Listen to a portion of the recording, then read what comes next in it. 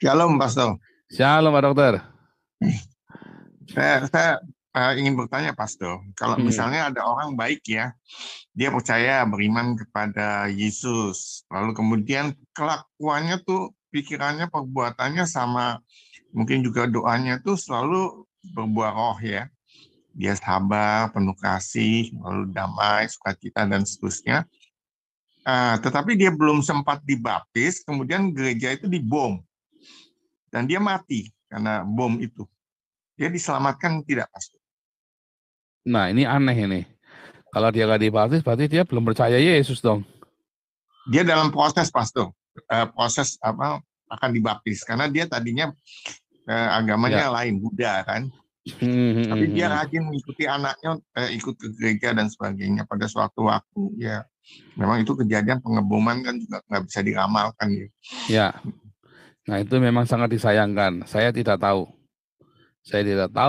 bagaimana dia, tetapi pendetanya yang salah. Sebab seharusnya begitu dia percaya dibaptis dulu.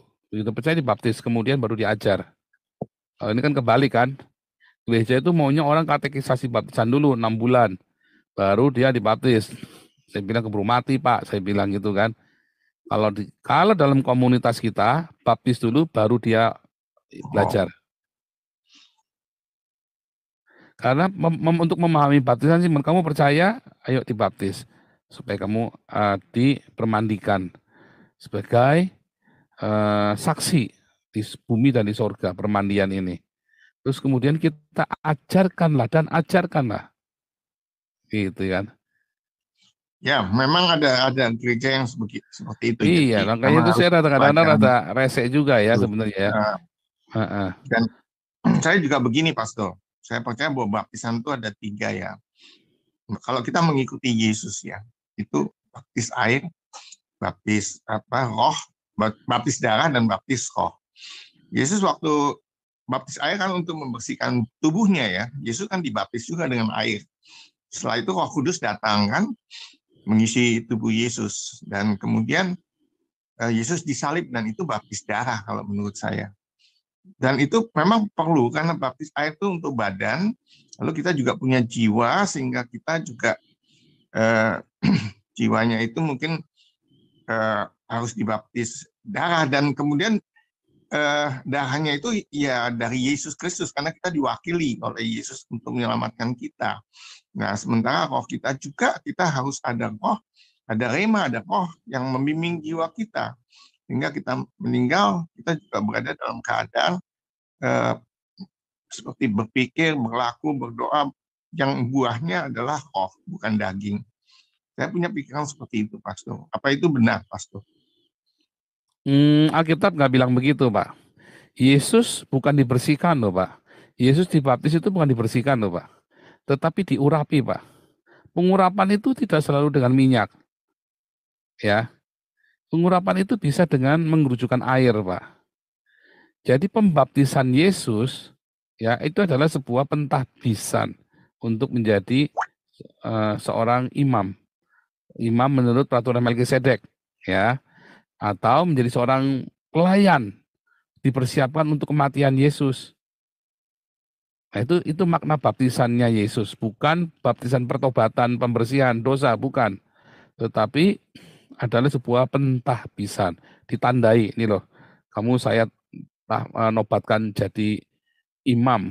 Yesus kan adalah imam menurut aturan Melkisedek, ya kan? Nah, Jadi dia kemudian kan sebetulnya Yesus menjadi manusia kan dia juga membawa daging, ya, badan kan, enggak ya, dibersihkan. nggak perlu Tapi Pak, Yesus pada waktu itu juga nggak Roh perlu Kudus dibersihkan, datang nggak perlu dibersihkan. Yesus, badannya. Yesus itu dikatakan ia dicobai namun tidak berbuat dosa. Jadi Yesus memang nggak pernah berbuat dosa, Pak. Ya.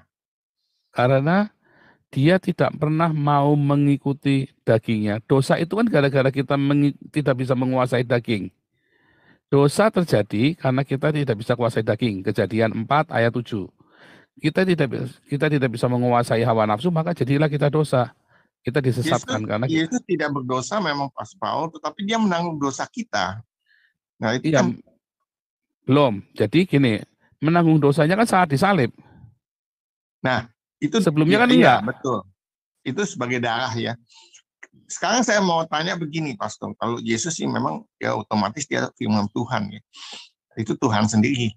Tapi kalau kita manusia juga harusnya seperti itu enggak, Pastor? Mengikuti Yesus. Kalau kita, bukan Pak, kalau kita dibaptisnya karena pertobatan Pak. Kita dibaptis karena pertobatan. Yesus dibaptis karena ditahbiskan. Dan itu sama-sama ditangga dengan air Pak. Okay. Kalau lihat di Imamat 6, ya anak-anaknya Harun itu dibaptis oleh Musa, ditahbiskan menjadi imam. Imamat 8. Dengan air, Pak. Cukup dengan air ya? Iya, itu ditahbiskan. Jadi pentahbisan anak-anaknya Harun itu bukan dengan minyak, tapi dengan air, Pak.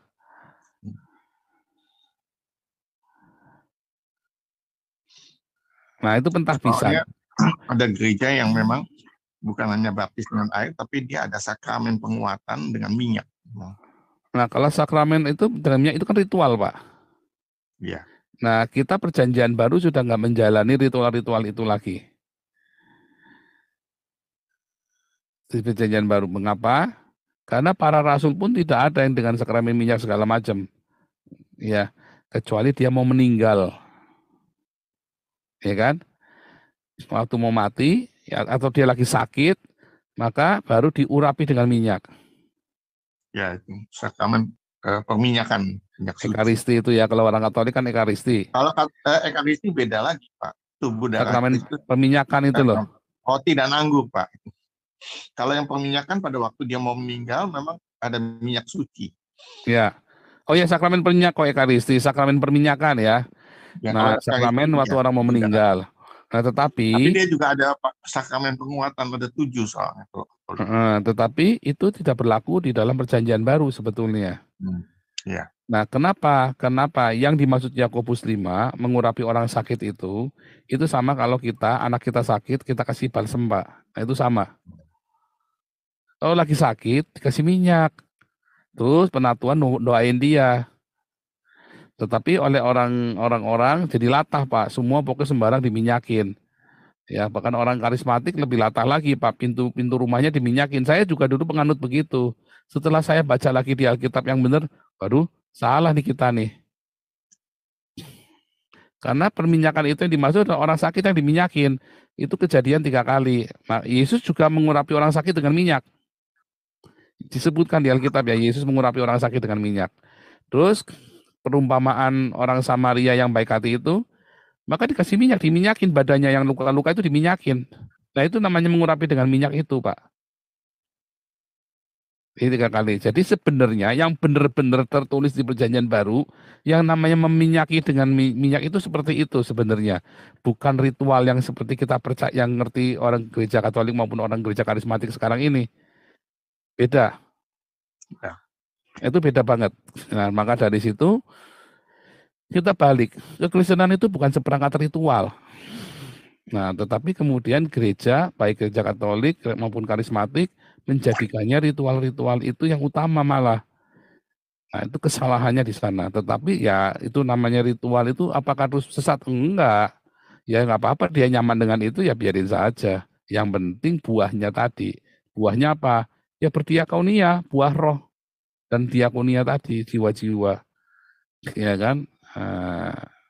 Yang penting buahnya. Jadi kalau ritualnya itu kan menjadi bagian dari budaya.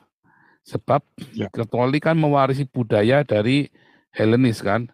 Dan itu cukup sukses untuk memberitakan Injil. Salah nggak? Nggak salah. Karena kan buahnya jelas. Apalagi kalau gereja Katolik, ya sering saya bilang bolak-balik, siapa yang seperti Mother Teresa, pendeta Pentakosta? Nggak ada. Buahnya jelas banget, yaitu Mother Teresa tuh buahnya. Bahkan orang Buddha aja, maaf kata ya, saya sih bukan mengeluh. Sang Siddhartha Gautama saja hidupnya tidak seperti Mother Teresa. Bahkan Siddhartha Gautama saja, Mother Teresa tiap hari melukin orang kena penyakit kusta itu loh, Pak. Ya. Saya, jauh lah bumi langit sama Mother Teresa. Siddhartha Gautama tidak pernah melakukan apa yang Mother Teresa lakukan. Itu gambaran Yesus, benar-benar gambaran Yesus itu Mother Teresa tuh. Ya, karena Mother Teresa tuh melihat orang miskin yang waktu itu lumpuh dan dia mengatakan aku haus. Jadi dia lihat itu figur Yesus. Iya. Aku haus. Tapi begitu dia diberi minum, diambil sama orang lain. Jadi dia nggak pernah bisa minum. Dikasih roti, rotinya direbut. Itu di India. Heeh. Justru itu makanya. Calcutta. Makanya saya Ya, bilang ya, itu ritual dan simbol-simbol itu nggak ada masalah. Cuman ya, jangan berhenti di situ gitu loh. oke. Ritual dan simbol itu hanya pengantar saja karena kita kelemah imannya. Sehingga kita membutuhkan media tadi, ya kan, membutuhkan cara. Seakan supaya kita Allah yang transenden itu jadi imanen kan, jadi dekat. Tetapi jangan berhenti di sana karena itu adalah level-level dasar banget dari iman. Iman yang sangat rapuh sekali, ritual dan simbol itu harus bertumbuh. Saya yakin sekali Mother Teresa itu walaupun masih melakukan ritual-ritual dalam gereja Katolik, dia sudah nggak terlalu peduli. Dia fokus dengan perbuatan, buah yang nyata. Apakah dibuat-buat? Enggak, itu alami sekali. Kalau dibuat-buat kayak Gilbert Tumoindong, sebentar aja bubar. Diakonia ikut-ikutan kita kan, udah jumlahnya masih kalah, berhenti pula. Nah kalau kita, kalau Mother Teresa itu selama berapa puluh tahun tuh sampai umur 90 tahun lebih loh, dari usia mudanya, dari usia 30 sampai 90 tahun, konsisten sekali. Itu kelihatan. Hanya hanya cinta yang sejati yang bisa seperti itu. Jadi Oke. kita fokusnya dengan itu tadi Pak, jangan dengan ritualnya Pak. Tapi fokuslah dengan itunya perbuatannya. Buah dari pertobatan tadi. Makanya saya kok percaya sekali Mother Teresa itu kalau dibilang orang suci. Ya saya percaya. Kayak Gus Dur juga sama ya. Buahnya luar biasa ya. Ya, dia sebetulnya beato ya, belum jadi santa.